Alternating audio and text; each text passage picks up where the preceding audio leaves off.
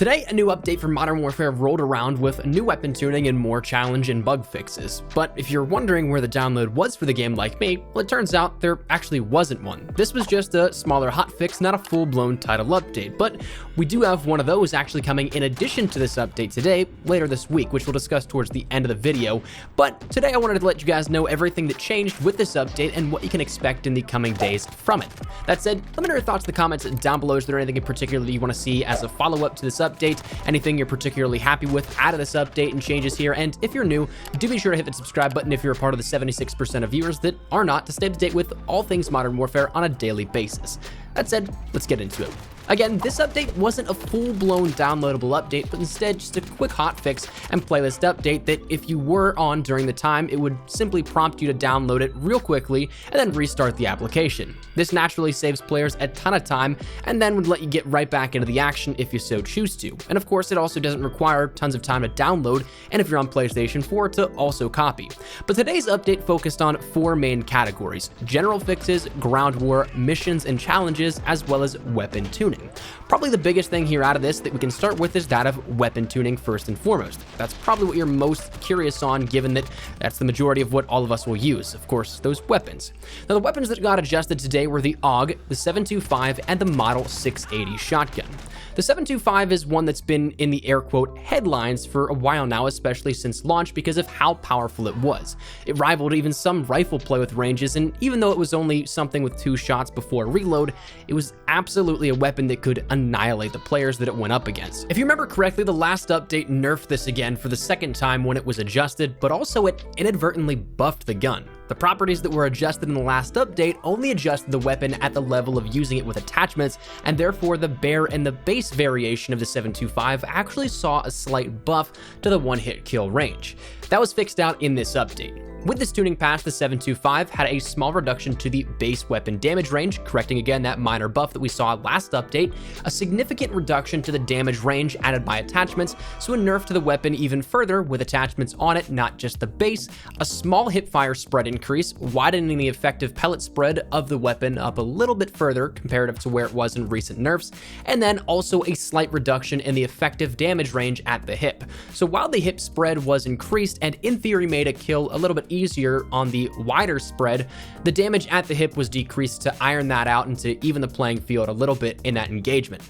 Now, it is a shotgun, it's close quarters still and will dominate close quarters, but it just became a little bit more of a niche weapon after this, a little tougher to manage and a little more situational as compared to the fact that before, it could rival a rifle in a gunfight. Now, personally, I think it's too early to tell just how this will be in the grand scheme of weapon balance if it's finally to a position where it needs to be. I'm making this commentary only 2 or 3 hours after the update went live and playing around very minimally with it, so there's definitely still plenty of time to make that observation a little further and make it a little bit more concrete, but right now I do think it was a step in the right direction at least. Now, the Model 680 was also another shotgun that was adjusted, which I didn't see coming because it's not all that great to begin with. For this one, it had a slight reduction of its damage range with all range extending attachments, so kind of in line with what we saw with the 7.25 in some capacity, but when you beef up on the attachments to give a better range for the 680, that's when it will be slightly worse now than it was before. The base of the weapon really wasn't all that much touched. Again, kind of bringing the shotguns more in line with the shotgun niche being closer quarters and not necessarily something that will be competitive at a longer distance. The final weapon that was adjusted today was that of the AUG, which to me is the most significant adjustment and tentatively I think tosses this weapon up in the top 5 in Modern Warfare right now. Now, the AUG had an increase to the close range damage and an increase to the mid-range damage while counterbalancing with a reduction to the chest multiplier. So in theory, if you're aiming for the torso, it about evens out, but for a little more clarity, the shots connecting in the chest no longer do as much damage as they did before. We've always seen multipliers for the head and chest. This game I think was a little higher than the normal 1.1 times multiplier that we've seen previously. Don't quote me on that, but the mid-range damage was increased so that you'll perhaps notice the chest adjustment at a longer and closer range, but mid-range not so much because the damages kind of were brought down in one area and brought up in another. So that's something to consider. But anyways, the AUG was already a pretty slept-on weapon in my opinion, especially with the 5.56 rounds, but now it's an absolute powerhouse with this increase to the damage in close range. I was using it bare for probably some of the clips you'll see on screen here in the background to complete some officer challenges today, and it was shredding through players.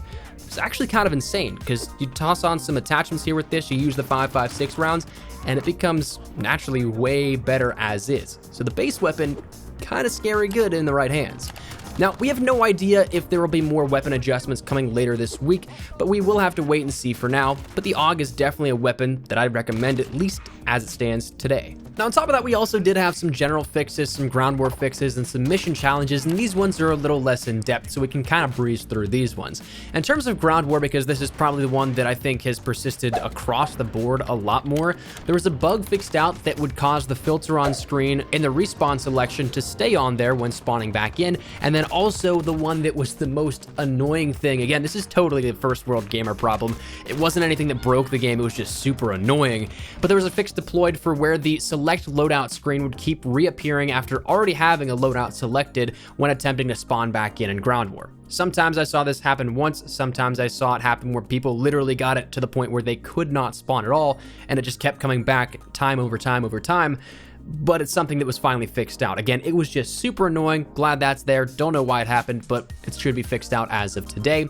Then we ended up seeing some challenge fixes for the following of Infiltrator, Warrior's Code, Aggression, Dominator, Munitions, and then on the opposite progression side of Launch Destroys, Heartbreaker, Precision Airstrike, Karma, and Close and Personal. So those that are going for the challenges, these should track a little bit more properly now at this point. We'll talk about the fact that there's still some that are a little broken in the officer ranks, but we'll get to that in a second. And then the final fixes that came in today come in the way of general fixes. For Specops, we saw a fix for an issue where a player would see no objective after retrying a mission after spectating on Operation Paladin. For the CDL rule sets, it ended up fixing a rule set where field upgrades were disabled in Search and Destroy, and then overall it fixed an exploit where players could duplicate their kill streaks, though I think that still persists. I've seen some footage post-patch of this where it still is a thing where streak cycling was a huge issue. I ran into this so many times. It was so annoying. Basically, how this worked out is you got your streaks, you killed yourself in a certain manner. I don't know the methodology to it, and even if I did,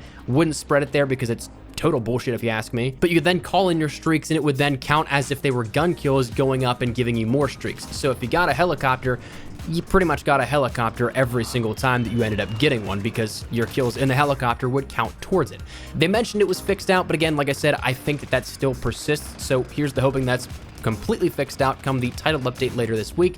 We saw a fix for the Blue 5 optic challenge not displaying the proper text description, and also the misspelling of trophy in various locations around menus.